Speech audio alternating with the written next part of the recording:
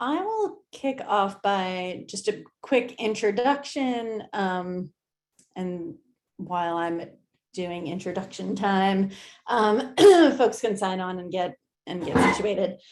So I'm Nicole Mark. I live here in Tampa. I'm currently located in Old Seminole Heights, if you know the neighborhoods. It is a gorgeous day here. This is the time of year I'm thrilled to live in Tampa when it's not a blazing inferno. It's so nice. I work at cart.com as a data visualization engineer. I'm a newly minted Tableau social ambassador. Yeah, and I am co-leading this tug with John McKenzie, who is going to give a presentation about gerrymandering and how he was able to use Tableau to help the ACLU in the state of New Hampshire conquer that problem as well as they could. And I think he's going to give you a little bit more thorough introduction of himself at that time. I can go ahead and I'll say hello now. And hi, John. I'm also coming to you from Tampa. I'm down in Hyde Park. And I'm going to give a thanks to Nicole because she has done this before. I have not been a co-lead before, so I don't know what I'm doing. So I'm going to let her sort of show me the ropes here, but I'm glad everybody's joining. It's awesome to see everybody. And I'll tell you, yeah, I'll do more of an introduction when it's my turn to talk. Thank you, John. No one would ever know that this was your first time co-leading a tug, so you know what you're doing well enough. So I am thrilled personally that our very first special guest for this group is Ethan from Playfair Data and the Veteran Advocacy Tug. He does a lot of great work with the tug and with veterans and data that he's going to tell you more about. That work feels very important to me and close to my heart, and he's just a lovely person to talk to, so helpful. Couldn't have a better guy as the first guest, in my opinion. So I will let you do your own actual introduction, Ethan. So I'm going to pass it off, or actually I meant to give you a couple of reminders and I'll drop some links to these things in the chat.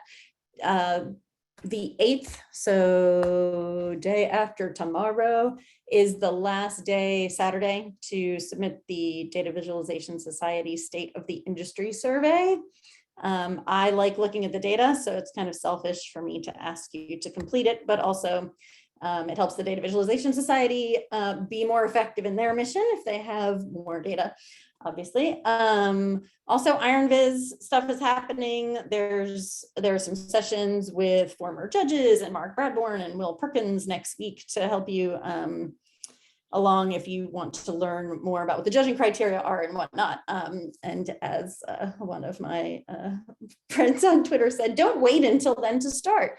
And then finally, John and I are super stoked. Our next meeting, we already have some great speakers lined up for November 10th. Again, I'll have more information for you and links in the chat, but just to we're stoked because we're geeks about this.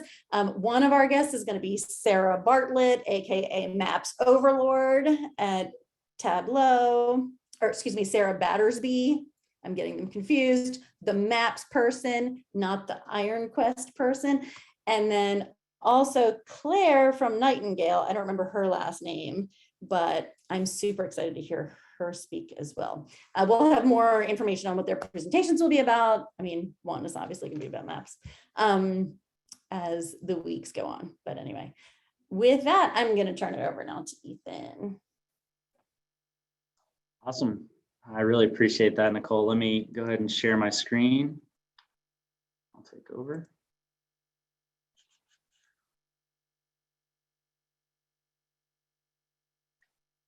All right, can you guys see my screen? Fantastic. Well, I really wanted to say thank you to Nicole and John for the invitation. As you guys know, I'm a Florida native. Now I live in Kansas. So coming to speak at the Tampa Bay Tug is like coming home and talking to my friends. So really excited to be here. Thanks a lot. More importantly, though, I want to thank everyone in the audience. I know your time is really valuable. So again, we appreciate you coming here today and hearing what we have to say. And hopefully I can give you guys some advice that you can use in your own work to improve your skills. Today, I'll be presenting about the Veterans Advocacy and how you can get involved and how you can help. So before we jump into that, again, just a little bit about myself. I work at Playfair Data. We're a consulting group, and I'm the Associate Director of Analytics Engineering there. So I lead world-class team of Tableau engineers, data engineers, and data scientists to help businesses all over the world unlock insight with their data. It's probably the funnest job I've ever had. I love consulting. So if you guys have any questions or want to pair up with us, definitely reach out, check our website out. I'm also a member of the Tableau Speaker Bureau. So that's just a fancy way to say that Tableau can call upon me to come and speak at Tableau user groups like this, or potential clients, the conferences, anything like that. So really honored to be a part of that program. And then super excited, but this past nomination cycle for Tableau Ambassador, I was nominated for Tableau User Group Ambassador. So I just joined that program. This is my first year in the program. So again, honored for that and looking forward to, getting in and finding all the new and exciting ways I can help the community. And last, I'm the co-lead of the Veterans Advocacy Tableau User Group, which I'll talk about this a little bit more once we get into that section there. Before we get started though, and I know I'm going on a rampage here about myself, but I did want to give you a kind of a brief timeline of my brief time in the military, so you can kind of understand why this stuff is so important to me. So in early 2009, I joined the military. This is me, I was 18, and I started training at Fort Knox, Kentucky.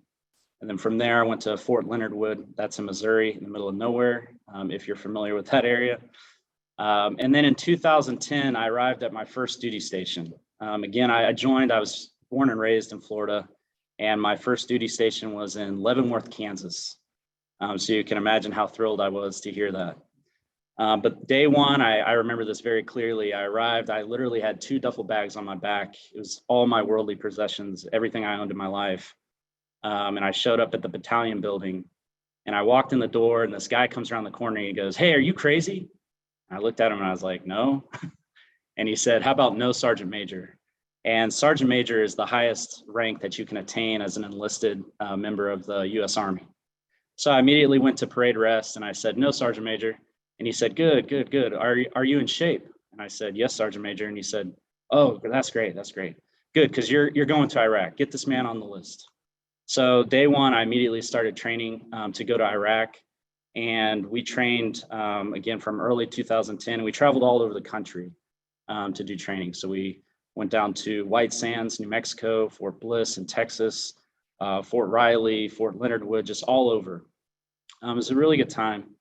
And then in 2011, I deployed to Iraq for a year. So overseas in Iraq, I was doing detainee operations.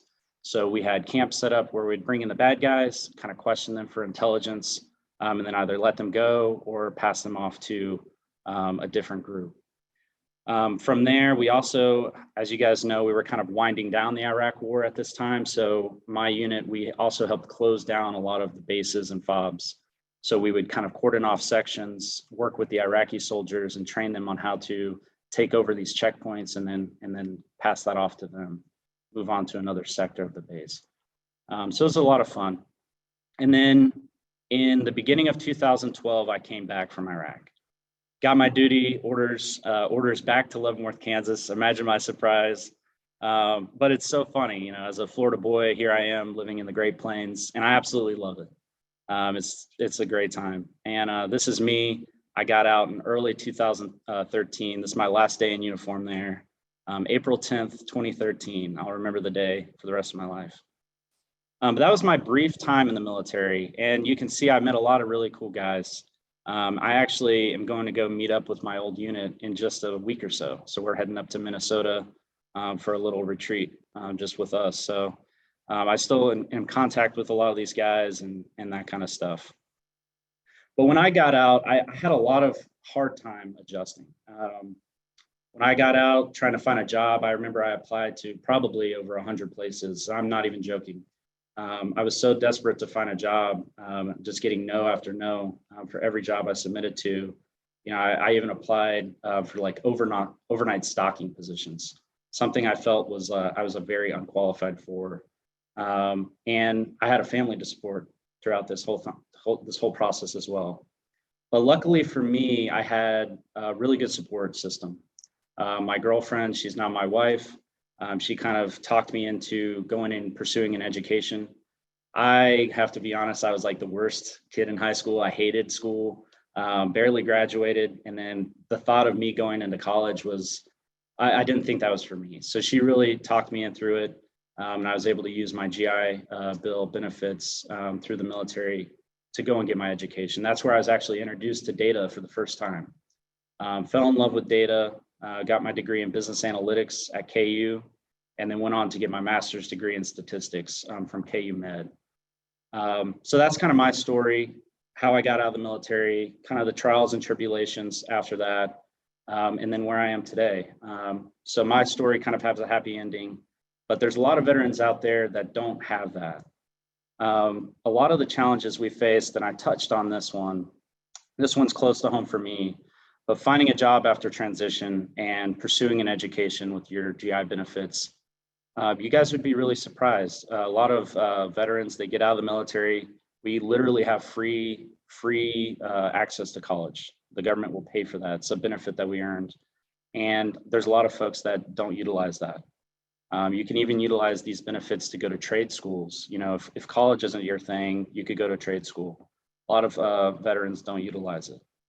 So finding a job after transition, going and getting education, it can be a challenge for a lot of folks. So that's definitely one big issue that we kind of face coming out of the military.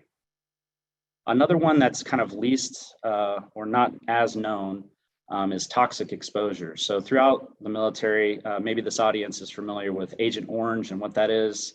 If not, it was a chemical used in the Vietnam War. They would spray it over the jungle. It would kill the jungle very quickly. So that way the troops could land, clear that area, and build a defensive position in the middle of the jungle. Obviously, that chemical has a lot of adverse effects, but that's not the only toxic exposure presented to veterans and military personnel. Even today, a lot of the forts are running off of very old infrastructure. So there's toxic exposure even in some of the water that's coming to light. Recently, I know Camp Lejeune has just had a big deal with that. Also, burn pits. Overseas, we burn literally everything. I've literally thrown in an entire radio system into a burn pit because we have to get rid of that stuff so the enemy can't get a hold of it. So burn pits, and that's also another big push in legislation today over burn pits. But even the armor on some of our vehicles. So some of the vehicles' armor is made with depleted uranium. So if that armor gets cracked or damaged, you're pulling security around that vehicle, you could be exposed to radiations. So a lot of that stuff isn't well known in the civilian world.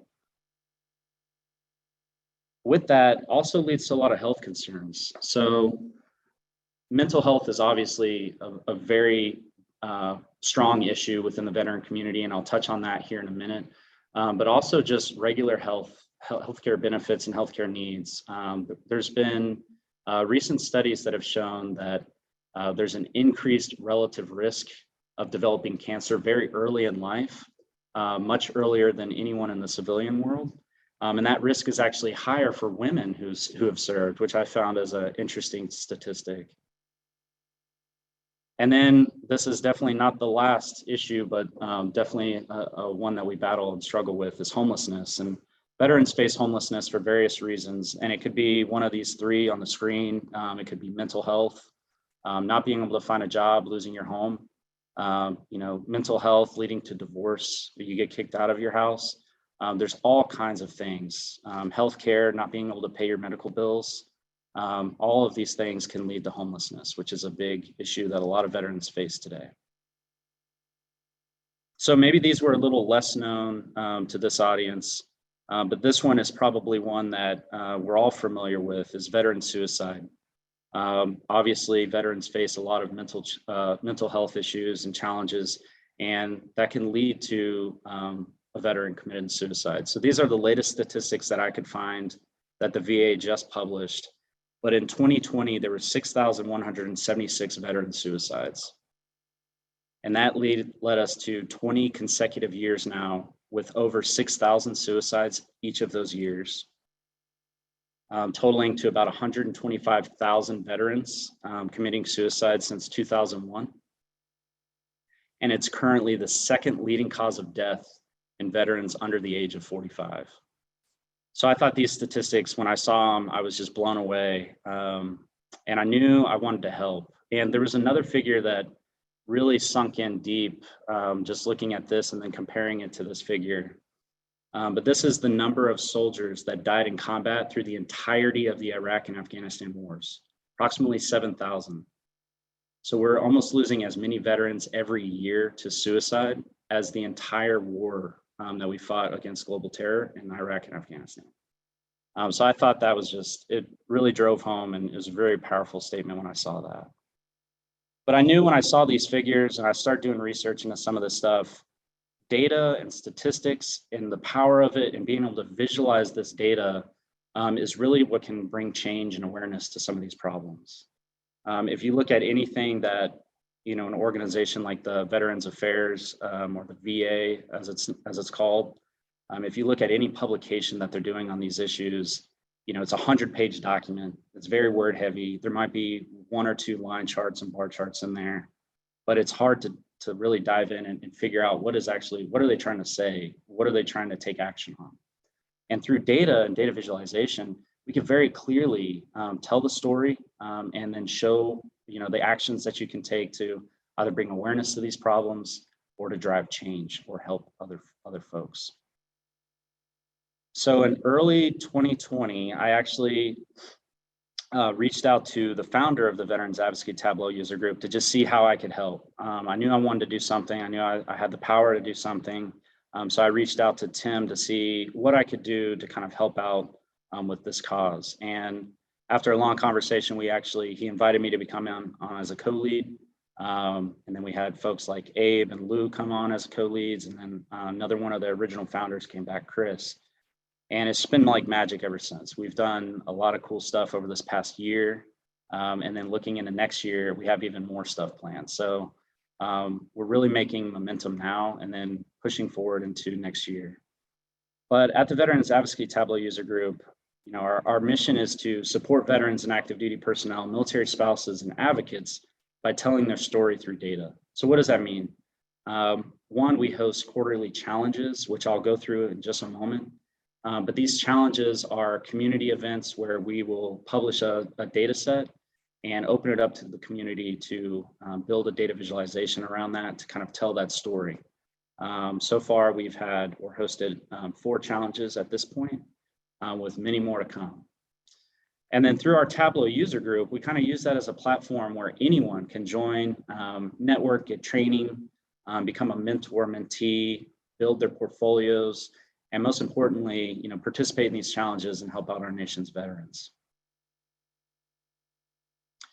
So I've talked a lot about these challenges, and really this is where we can, start really driving in and causing change, bringing awareness to these issues through data visualization. So the latest challenge we had was using a homelessness data set about homeless veterans.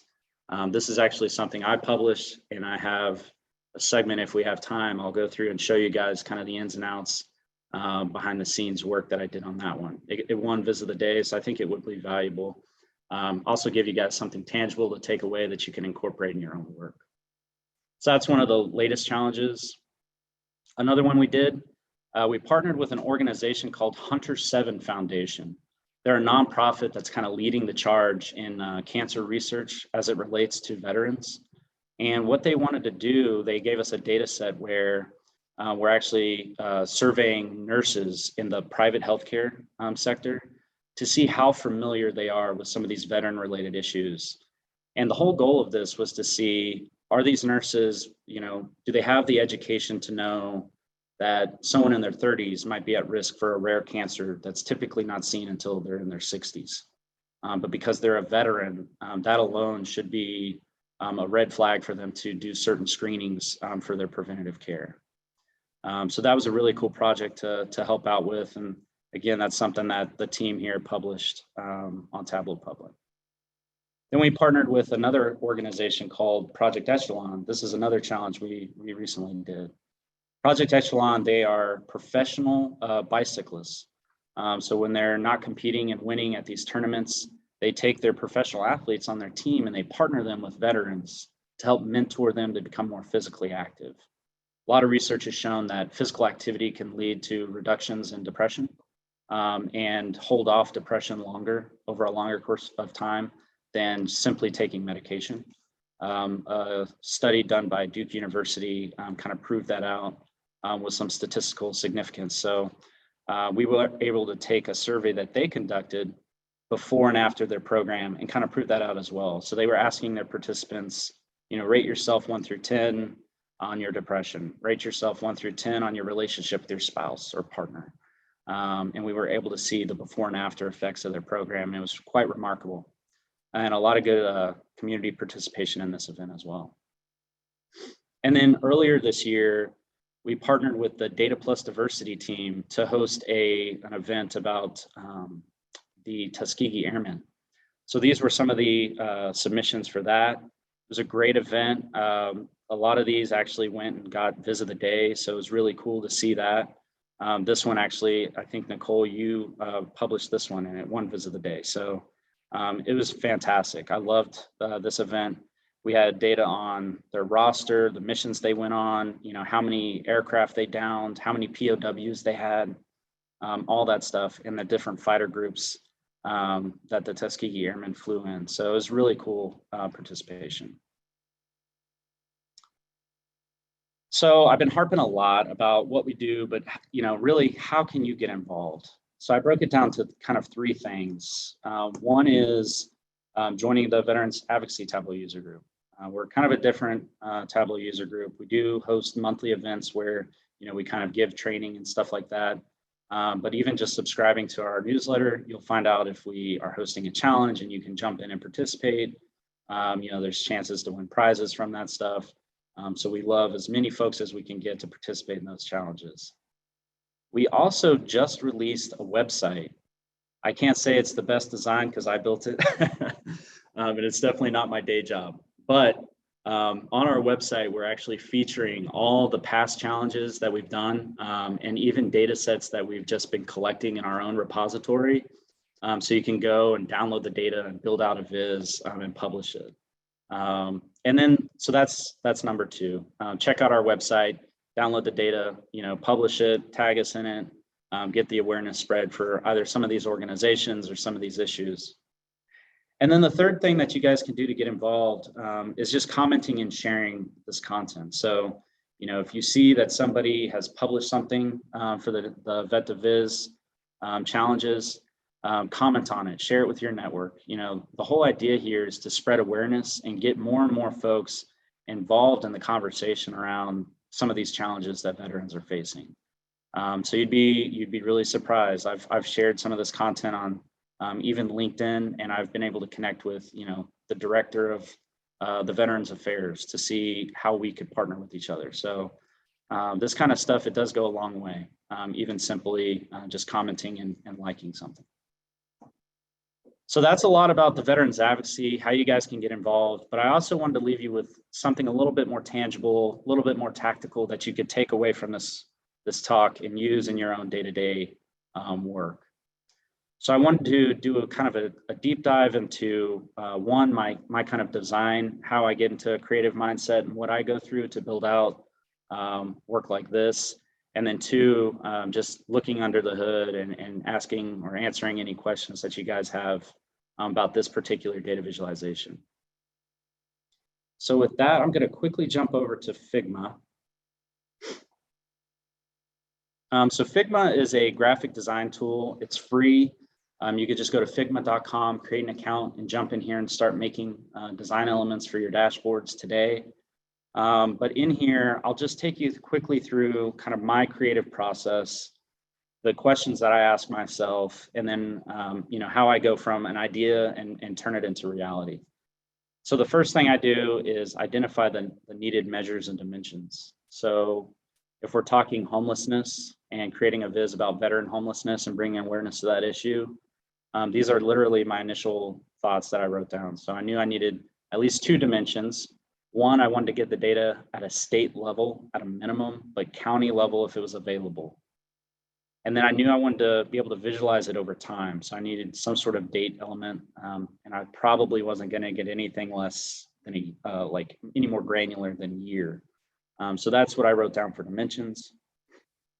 And then measures. I knew I wanted to count the number of homeless veterans in every state and get the state populations so I could look at the per capita values. And then last, I wanted total homelessness population. So not only did I want to see the number of homeless veterans, I wanted to compare that, out of all of the homelessness in that particular state or homeless individuals, how many of them are veterans? And that kind of KPI, I wanted to report out on that. The next step in my process is actually just finding the data. So I knew what I wanted, but going out there, just started Googling around and finding stuff. And I found this website. It's the US Department of Housing and Urban Development. If you guys haven't checked out their data, it's absolutely fantastic. Oh, excuse me.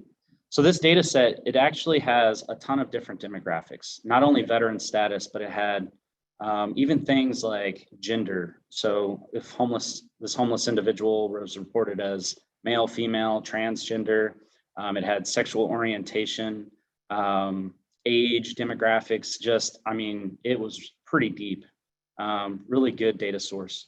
So even if you're not interested in doing something specific to veterans, that's kind of what I was. So I pulled that information out, but definitely check out their website. They have a lot of great resources on in their data set. So found the data, I engineered it using Tableau prep and just brought it all together. It's kind of in a clunky format.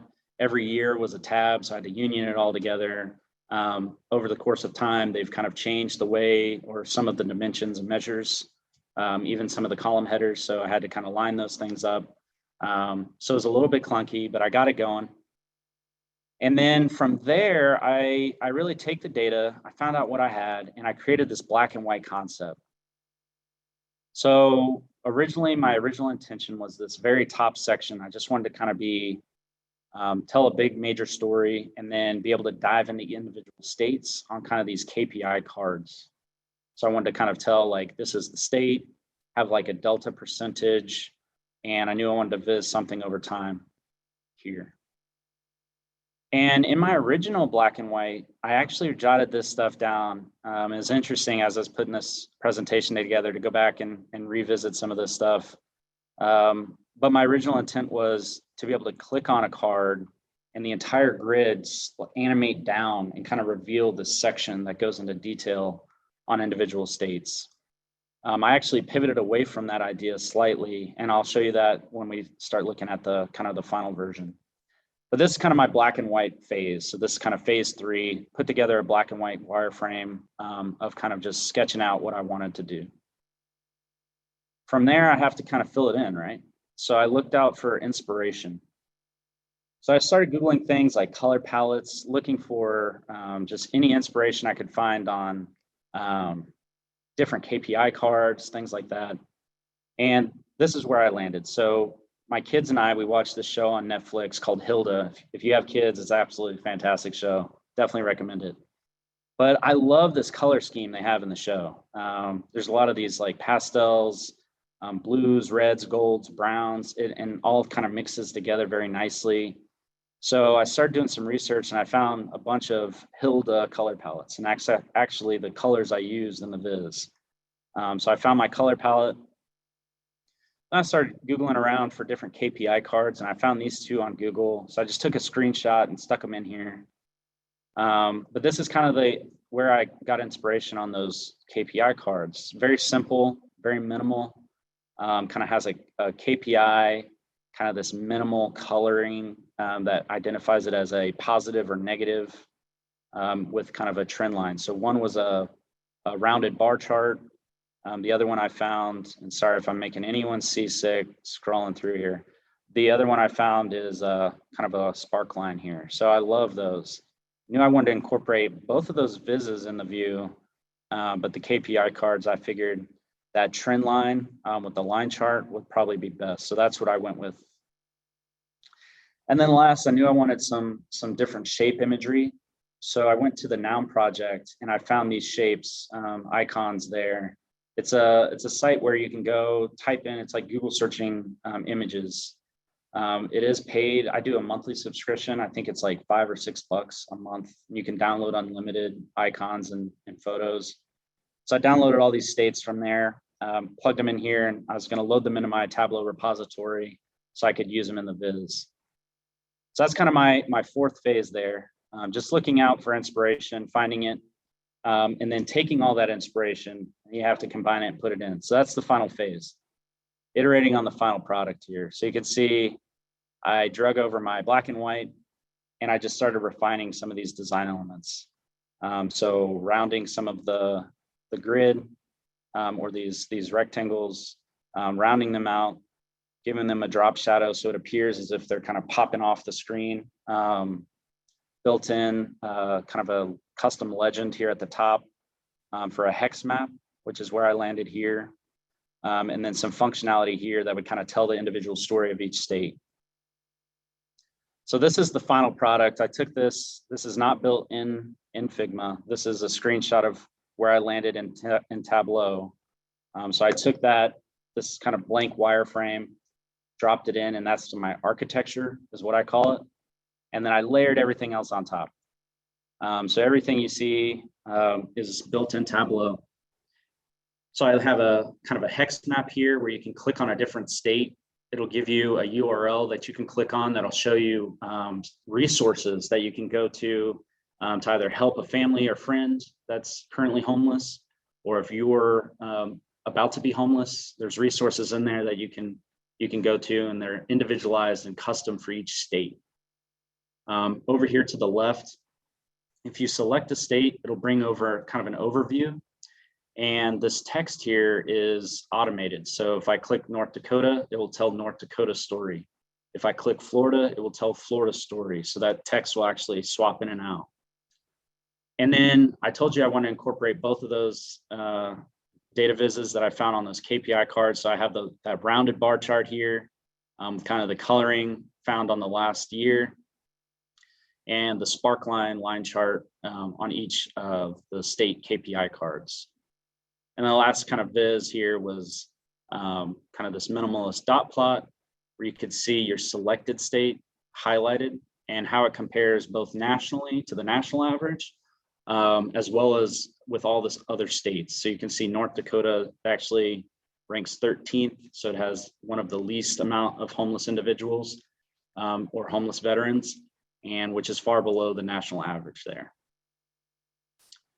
So that's kind of my design process. To show you guys a little bit of that, I did have a quick demo on just building out one of those design elements, and I'll do that live with you today. So the first thing across the top here, you kind of have all of these options, and this kind of your main menu, if you will. So you can see here, there's a shape option. I'm going to select rectangle and just drop that here on my view. You can click it, drag it around, and really it just drops in a very basic rectangle. From here, if you look over here to the right, you'll see some options here that look a lot or very familiar with the Tableau's layout tab, if you're familiar with it. So we can adjust the X and Y coordinates. We can also adjust the width and height of that object. So I'm going to drag it over here into this white space, and then I'm going to adjust this to a dimension of 200 by 200. So just a very clean square. And then from here, again, on this right-hand menu here, you'll notice down below, there's kind of several options here. We have fill, stroke, effects.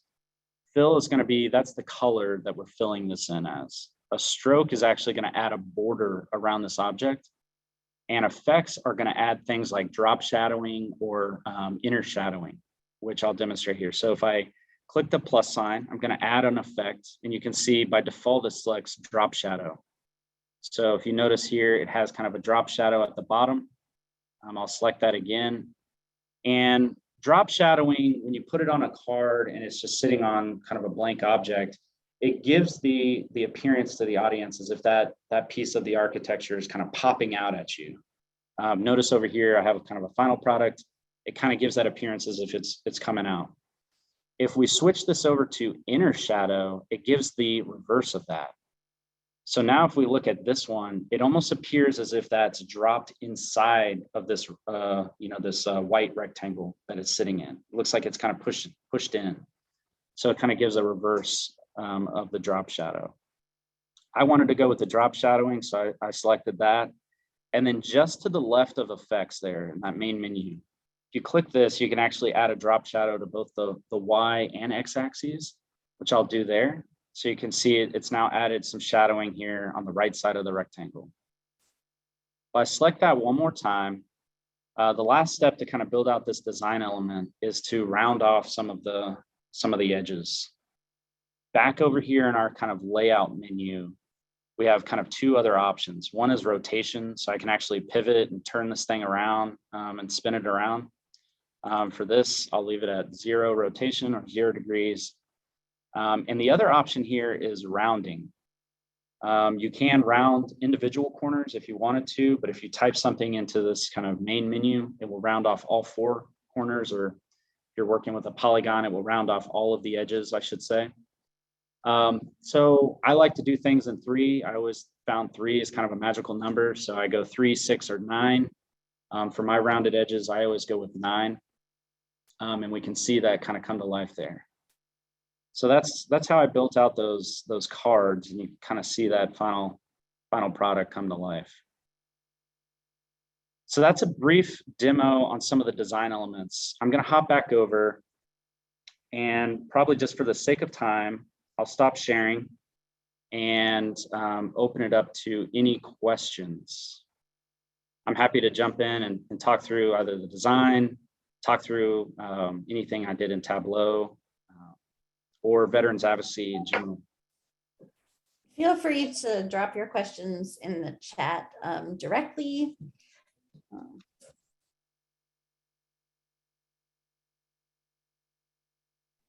And I tried to drop links to everything Ethan mentioned in the chat. The HUD data, the GitHub repo that has the Hunter 7 data. That's super interesting. I have like a 2/3 completed viz. Ethan, was the data from HUD, was that the point in time counts? Say that one more time, sorry. Is the HUD data you use the homelessness point in time counts, the PIT counts that they do? Do you know? So I don't know how they collect that data, but I was on their website. I literally just stumbled across this. It was a giant CSV, and it had a tab for every year, and then probably 150 different dimensions, breaking it down by age and all those demographics that I mentioned earlier. My guess is that it was point in time counts that they do, and it is interesting how they collect that each year at a certain point. It's maybe in January or February throughout the country. They work with individual counties and people in the counties to go and collect all of that information. So they're actually going out and speaking to people to gather that data. It is a really, I've used it before. It's such a good data source. I'm glad you used it here. That's awesome. Yeah, I totally agree. It is great data. But you're right, it is messy and not consistent year to year. A little hard to wrangle.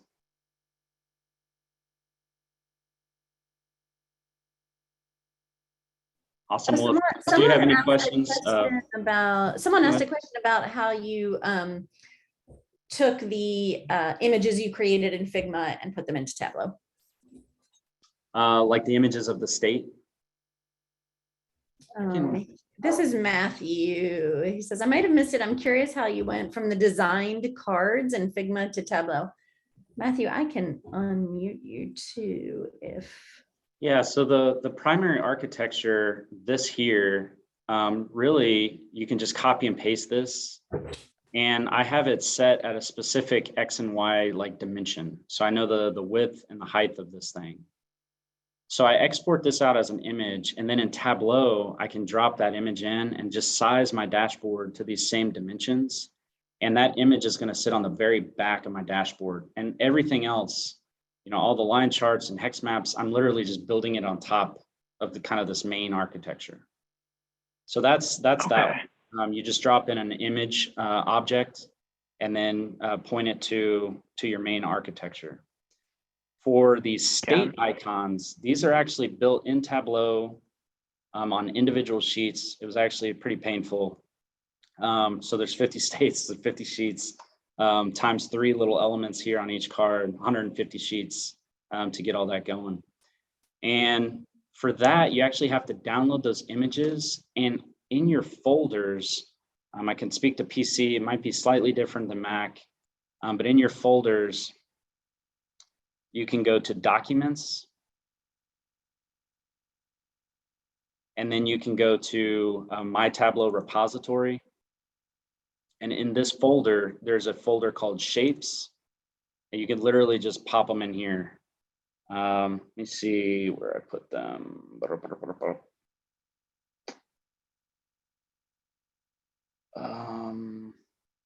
Yeah, totally blanking. State. Yep, so there's all my little icons I downloaded from the Noun project. And now that they're in the Tableau repository, if I open Tableau and choose shape as my mark type, it will actually allow me to choose those individual shapes from that folder and map them to different dimension members. And yes, Figma is Thank free. you. At least it is for now. I heard Adobe purchased them, so we'll see. Adobe just purchased Figma, I guess, but yes, still free for now. But if you guys have any other questions, definitely reach out. I also put a URL in the chat. That's to our website. It's visforvets.com. That's where you can go download the data from the past challenges and communicate with us. There's our contact information on there as well. So yeah, looking forward to seeing you guys involved in the next challenge. Thank you so much, Ethan. And I added Ethan. that link to the slides that I'll drop in the chat when we're finished here. But I'll pass it off to John. All right, I'm gonna go ahead and share my screen real quick. You may have to look at a quick picture of my daughter because I always kind of screw this up. But let's get this going.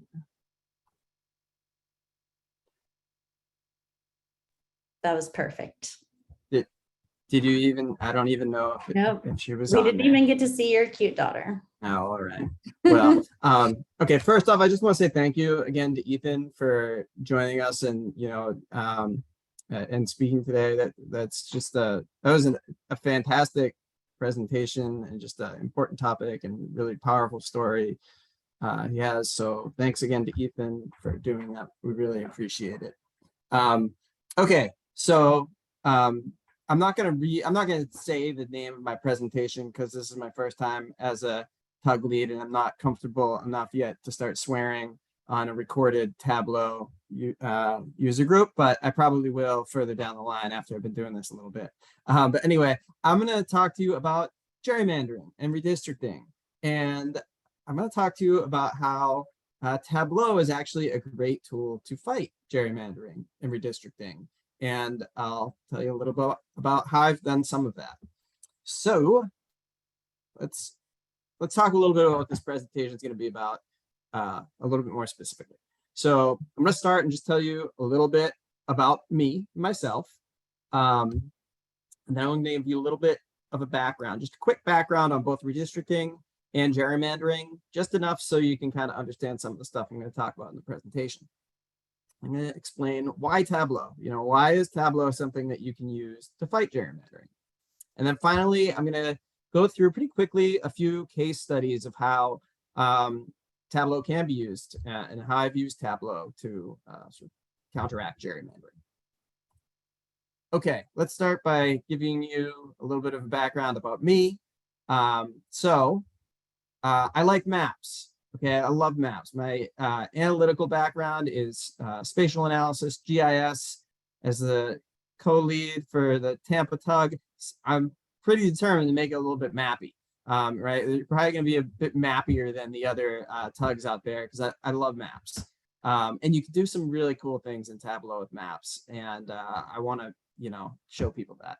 So I have 3 kids, ages 7, 5, and 1, a wife, a dog, and a minivan.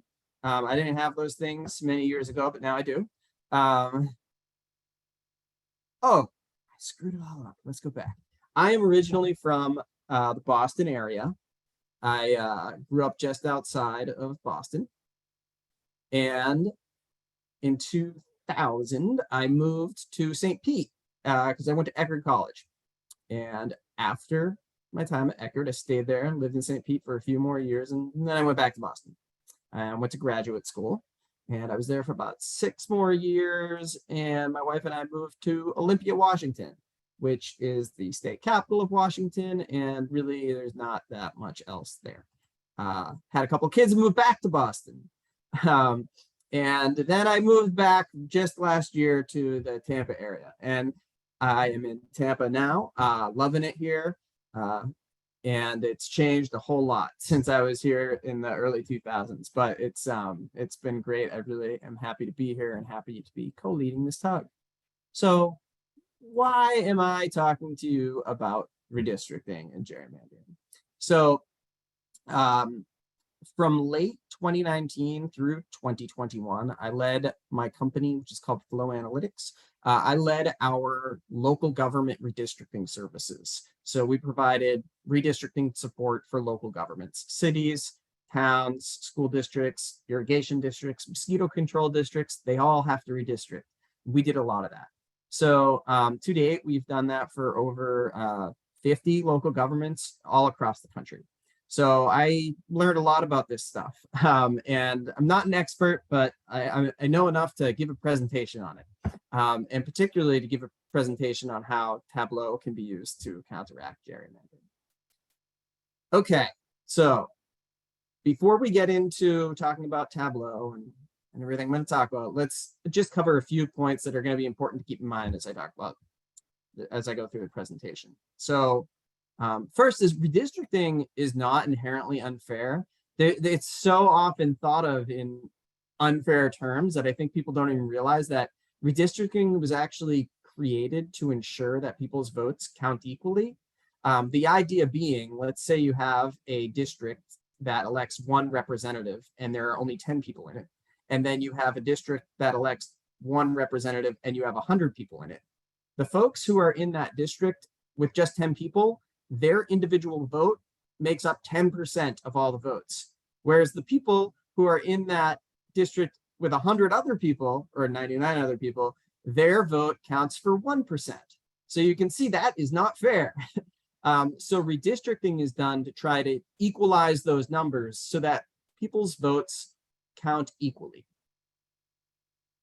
There are different types of gerrymandering. And gerrymandering is sort of when you take the whole principle of redistricting and turn it on its head, right? And try to squeeze out all the fairness in it and make it unfair. And there's different ways and different types, different flavors of gerrymandering. There's partisan gerrymandering, which is, when you're drawing lines to favor one political party over another. There's incumbent gerrymandering, something that I think often goes unthought of, but this is when a line is drawn specifically to make sure that the person in power is going to be most likely reelected unfairly. And then there's what most people are familiar with, there's racial gerrymandering, where gerrymandering is done based upon, and the lines are drawn based upon the race and ethnicity of the population. Racial gerrymandering is actually the only type of gerrymandering that is definitively illegal as related to federal law, right? So other types of gerrymandering are often illegal at the state or the local level, but federally, the only type of gerrymandering that is illegal federally is racial gerrymandering, and that's because it's a violation of the Federal Voting Rights Act. And hopefully that it should stay that way, but the Supreme Court is going to take up some issues on this, so we'll see. All types of gerrymandering are morally repugnant. They're all terrible. They're all awful.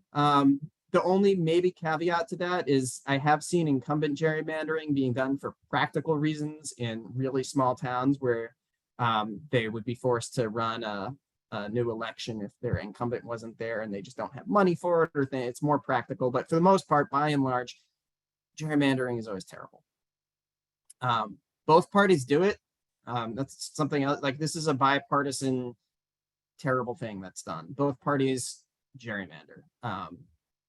And they do it for pretty much the same reason, which is that they want to make it harder for voters to elect someone other than the governing party's preferred candidate. That's all about retaining power against the will of the voters, or, you know, trying to slant the lines so that voters can, it's harder for voters to change whoever is in power. Okay, so why Tableau? What does Tableau have to do with redistricting or gerrymandering? I will tell you. And first off, it's kind of right there in Tableau's description of itself, right? Tableau helps people see and understand data. And the people who are doing gerrymandering really don't want you to see and understand what they're doing. You know, they'd much rather just be very opaque in a map that's hard to understand, with data that's hard to understand, and just have it pass off without anybody noticing. Tableau is a great tool to let people see what's actually going on. And at like the crux of it, that's why Tableau is a good tool to help counteract gerrymandering. And it does that through a number of different sort of functions of Tableau. First off is transparency, right? Tableau is all about transparency. It helps you see and understand data. And that transparency is something that automatically goes against efforts to gerrymander maps. So when you have data and maps in Tableau, it's easy to see what's actually going on in the data. It's easy to see and understand what's happening in the data. So that transparency is just one way that Tableau helps fight gerrymandering. Accessibility. Tableau is a very accessible tool. Anybody can go onto Tableau Public and start using a Tableau Public dashboard, right? So if you put a map, a redistricting map in Tableau Public, anybody can go on there and see it. Anybody can go on and poke around at it and analyze the data underneath to see what's really going on. And it's free, right? It's also, Tableau is much easier to use than some of the more traditional GIS tools that are used in redistricting. It's also very agile, right? The redistricting and gerrymandering, there are a lot of different ways that you can counteract it, or different tools that you can use to help show what's happening and to fight against it. And the agility, the flexibility of Tableau as a software application allows you to sort of deploy it in different contexts to counteract gerrymandering in different ways. And I'm going to show you some of those ways now. So as I mentioned, the company I work for, we did a ton of work on local government redistricting. And to support that work, we developed something in Tableau. It's really a Tableau dashboard, but we call it the District Scenario Modeler and refer to it as the DSM. And the DSM is essentially a Tableau dashboard that allows users to draw their own redistricting maps and then to instantly see the corresponding demographic data related to those maps that they've drawn. And it's hosted on Tableau Public. We publish it to Tableau Public, and anybody can draw their own maps, right? So if you're a member of a community and there's redistricting happening, and you know, the district scenario modeler is there, anybody can go on that and draw their own maps. And in some cases they can go and they can actually draw their own maps and submit them to be considered within that redistricting process. So I'm going to give you a quick demo of the tool so you can kind of see how it works and how it allows people to really see and understand the data behind redistricting. So 1 second. I think we see it here. I probably need to refresh this. Can I just confirm people see a Tableau public dashboard up there? If I can get a nod or a thumbs up, perfect. Yep. Yep. All that's right. good. Excellent. Thank you. So let me just go into the big screen here so you can see it. So this is the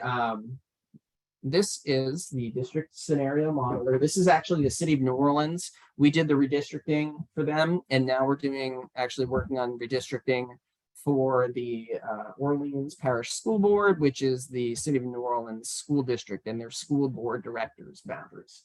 So this is a tool, right? It's got a bunch of information about redistricting, and it's got everything somebody needs in order to analyze a redistricting map, to create a redistricting map, and to see what's going on here. So some of the information that you need when you're doing redistricting is total population of the area that redistricting and the number of districts that are dividing up that area, as well as the ideal population. The ideal population is the population that if your districts were perfectly distributed, the population that it would need to be for those districts to be perfectly equal. So in New Orleans, there are 7 districts for the school board, and the ideal population would be 54,857. And then you have a total deviation. That's a calculation that's just the difference from that ideal population for the district that has the highest population, and then the district with the lowest population. You add those together and you see the overall deviation. This is the number that is used to guide whether or not your districts are balanced. So in a case like this, we see the deviation is at 16.8%. That would be out of balance. That's too high. Generally, everything needs to be below 10%. In some cases, in most cases, you're trying to get that number as close to 0 as you can, but there are other considerations in redistricting. So sometimes that number will be a little bit higher than 0. But this is the number that you're looking at, that you're trying to determine, that's going to help you determine whether or not the districts are balanced. So in this tool, which is, it's all Tableau dashboard, we've got a bunch of information in here, right? We've got the critical numbers of deviation, ideal population, number of districts, total population. And then we've got demographic information for each of the districts here.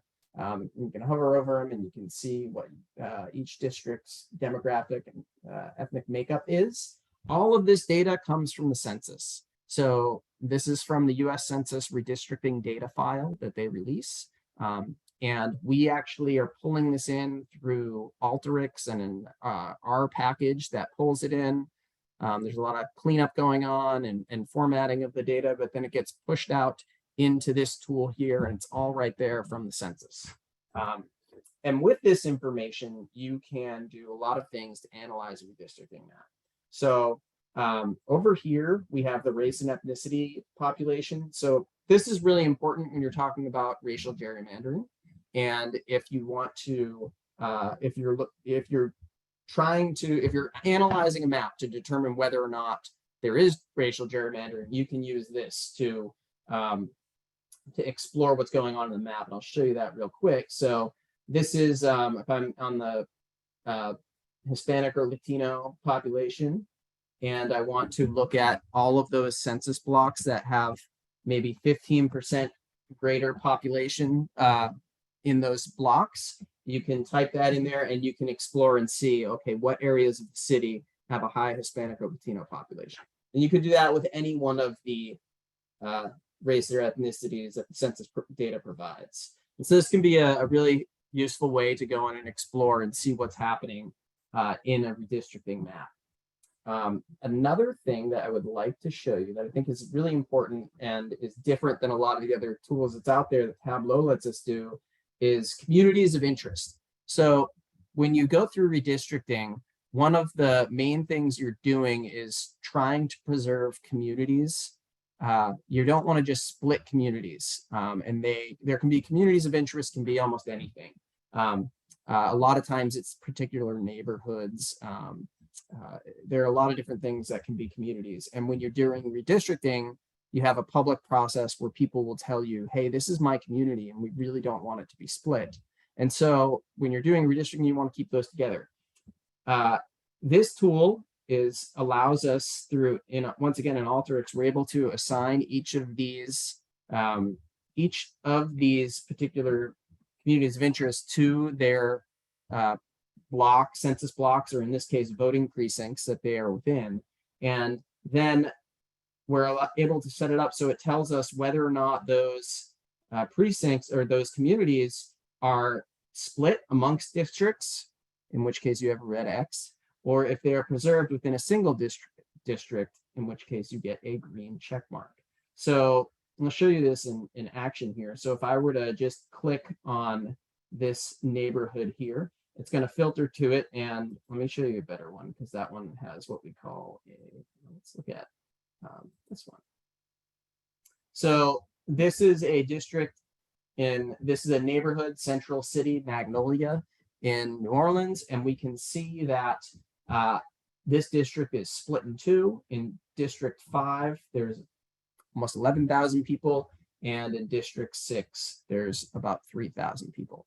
So you can clearly see that that is split. And when somebody's doing redistricting, they'll be able to say, hey, we should preserve this district because we now understand that it's split, and they can go and put those back together. Then if you have another district with a green check mark, you can see that, hey, this community is all within District 2. So it gives you a clear view into the neighborhoods that are being split, which is something that's hard to get in a lot of these redistricting tools that are out there, but it does make it much more transparent about what's going on. And then real quick, I want to show you, you can see there's a save and submit your map here. So when we do a redistricting process, we'll put this up on Tableau public, and anybody can go in and draw their own map. So I could, quickly just grab these census blocks, and this is all being powered off of Tableau's, set actions. So I could go in here and I can remove blocks from a certain district, and then I can come back and I can assign them again to a district, and you'll see everything will calculate. So I just added a few blocks to a different district, and the total deviation went down. And so now anybody can sort of go through here and use this tool during a redistricting process to draw their own maps and submit them to the public, or to just analyze the maps that are being drawn as part of that process.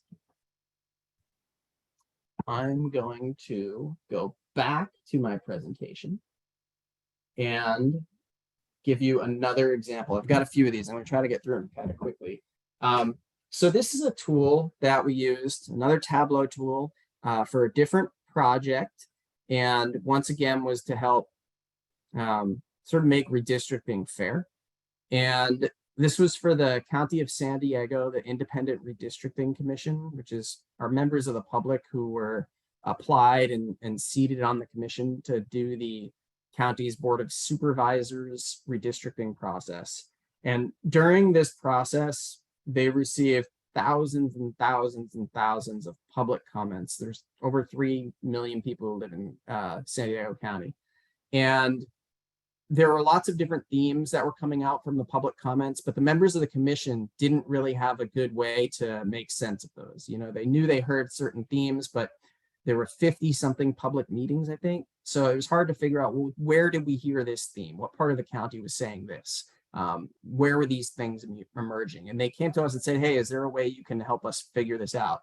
And we developed a tool in Tableau that just calling I guess we called it the Public Comment and Testimony Tracker. And what it is we took, there's my daughter, knew she'd end up making an appearance somewhere. So what it is really just all these comments were being documented when they were being made at a public meeting. They were all being documented, and we were able to take a big file of those comments, and then we had some staff go through and code them. And once we had those coded comments, and they were coded with different themes, once those were tagged, we were able to load those into Tableau and make a very quick word cloud and relate them to the meeting and the comment and where the people saying them lived, because that was part of their public comment, saying where they lived. And it organized them into a dashboard that allows folks and members of the commission to quickly go through and say, where are people who are saying that, they have a shared identity of immigrants and refugees, and they want to make sure their community stays together. Where is that coming from? And they can click on that and quickly see, there's an area here that a lot of those comments are coming from. And then they can read through those actual comments in here. This filters to them. And that allows the commissioners to sort of take that information they're getting, focus it, and saying, hey, this area has a lot of folks who have a shared background of being immigrants and refugees, and we want to preserve that community. So they're able to get that, see that data, and take those comments that they have and see it in a map and understand how they can then use that information to draw more fair districts. Okay, lastly, I'm going to go back to my presentation and see if I've got it up. And talk about some work we did for the ACLU of New Hampshire. So because we did a lot of this work with redistricting around the country, we were just, people kind of, people knew like, oh, redistricting type work. Here's a company that does that stuff. And so the ACLU of New Hampshire reached out to us specifically because they were very concerned that the state legislature was going to be proposing gerrymandered redistricting maps at all of their levels, right? So the state House and Senate and the federal House maps. And they were concerned because they were setting up a process where they were only going to be releasing the maps that they were proposing with a few days for the public to comment on those maps, and then they were just going to vote and change them. So they really limited the public comment period.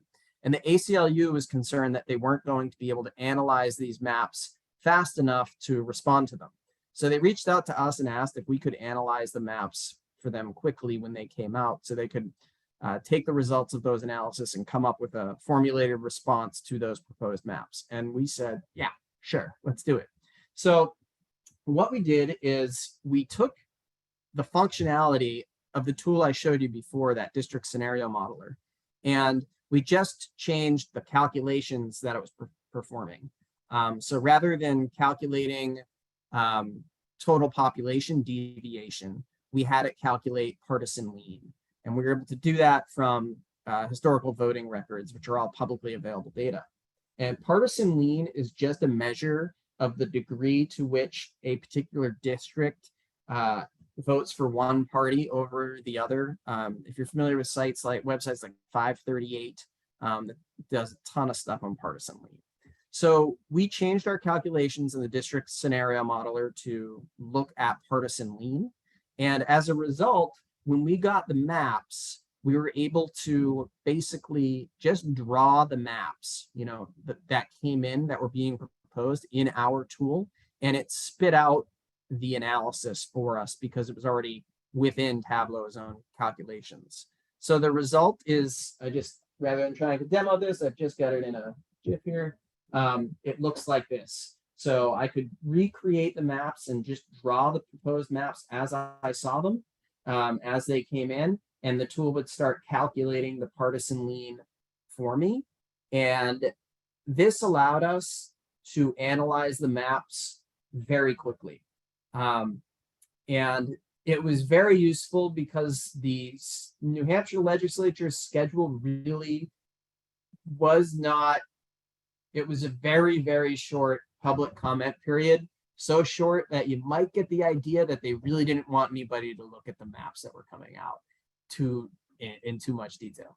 But this tool allowed us to analyze them very, very quickly and get the results back. And we did find there were some pretty clear partisan gerrymanders going on at all different levels. The result of this was that the New Hampshire governor actually came out and said he was going to veto all the maps that were proposed after the ACLU came out with this response, because they showed clear gerrymandering. And the governor, with that veto threat, they actually ended up the state legislature didn't actually end up passing any maps. And so I think it's now at the point where it's gone to a sort of special, the courts are going to have to draw them because of these, the maps are coming out were clearly gerrymandered. And I'll show you some examples. And this was another visual we did in Tableau where you can kind of see that this is this was a pretty clear partisan gerrymander. And once again, Tableau really helped us to sort of make it very clear what was going on. These lines that are being drawn here are reaching and stretching clearly to capture certain populations as opposed to others. Nobody would draw this shape as a normal split of the map, and there's no other reason in terms of population to do it. And we were able to use Tableau to sort of clearly show that. So, this was a really helpful, Tableau is a really helpful visual tool to help people understand what was actually happening with the data. And so this was this is a fun project to work on. And generally speaking, I really don't like the whole process of redistricting. It's there's a lot of shenanigans that go on, but building these tools and using Tableau to help counteract something that I don't like was really helpful. And I think it was a great example of how Tableau can really help anybody see and understand data so people can really see what's going on. And so with that, I am done talking. So thank you very much and happy to take any questions.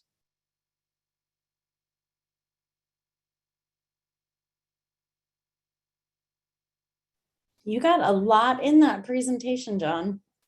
That was my Boston quick speaking ability. Yeah.